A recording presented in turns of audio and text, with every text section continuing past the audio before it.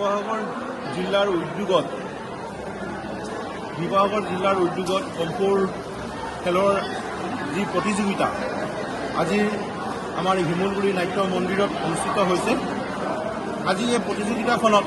অংশগ্ৰহণ কৰিবৰ বাবে অসমৰ বিভিন্ন জিলাৰ পৰা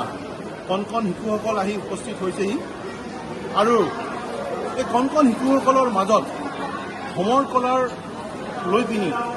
যি তেওঁলোকৰ মাজত মানে হোমৰ কলাক খেলৰ লগত জড়িত কৰাৰ যি প্ৰয়াস, আজি এই অনুষ্ঠানটোৰ মূলত যিখিনি বিষয়ববীয়া আছে তেওঁলোকে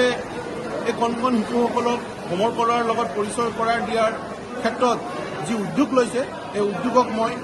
ধন্যবাদ জ্ঞাপন কৰিছোঁ আৰু ভৱিষ্যতৰ দিনত এনেধৰণৰ কণ কণ শিশুসকলক হোমৰ কলাৰ লগত জড়িত কৰিবৰ বাবে আমি সকলোৱে এক প্ৰয়াস ল'ব লাগিব। বিশেষকৈ হোমৰ কলাৰটো অকল আত্মৰক্ষাৰ এক খেল নহয়, হোমৰ কলাৰ লগত জড়িত যিবিলাক খেলুৱৈ আছে সেই খেলুৱৈসকলে নিজৰ শৰীৰটোৰ লগতে তেওঁলোকে মানসিকভাৱে নিজৰ মন মগজুকো তেওঁলোকে শক্তিশালী কৰিবলৈ সক্ষম হয় আৰু ভৱিষ্যতৰ দিনত আমি অসমৰ পৰা এই হোমৰ কলাৰ লগত জড়িত খেলুৱৈ আমি এনেকুৱা ধৰণৰ মঞ্চৰ পৰা আমি তেওঁলোকক আগুৱাই নিব পাৰিম বুলি মই আশাবাদী। আৰু আজি এই অনুষ্ঠানটোৰ লগত জড়িত প্ৰত্যক্ষ আৰু পৰোক্ষভাৱে যিবিলাক ব্যক্তি আছে তেওঁলোকলৈ মই বিশেষ ধন্যবাদ আৰু শুভেচ্ছা জ্ঞাপন কৰিছোঁ। ধন্যবাদ।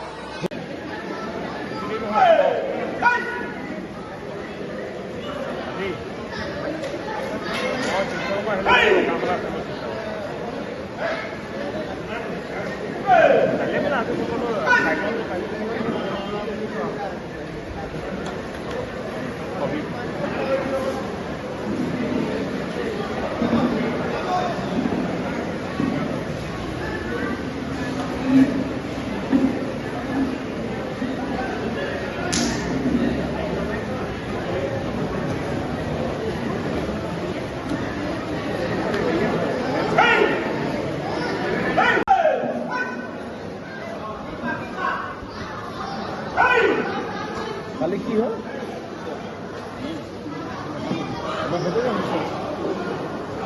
ইমান দেৰি হৈছে কালি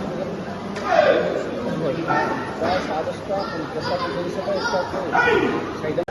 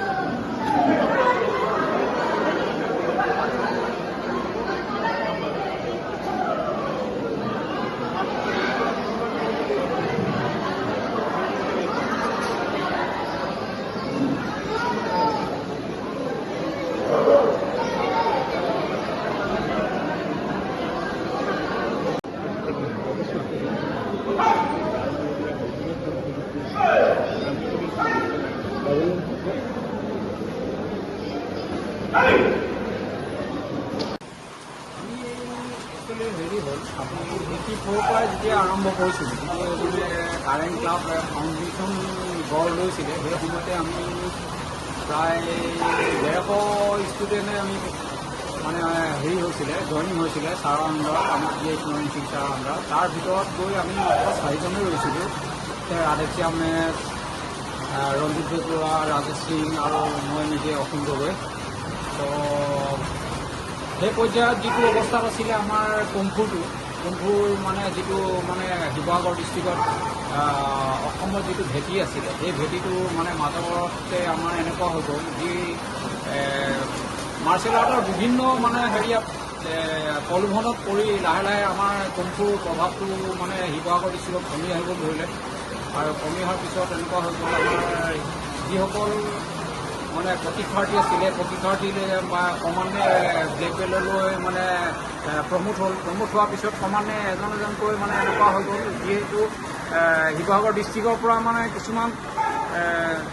এনেকুৱা আৰ্ট আহিবলৈ ধৰি লওক কেৰাটী আহিলে টাইকোৱাণ্ডো আহিলে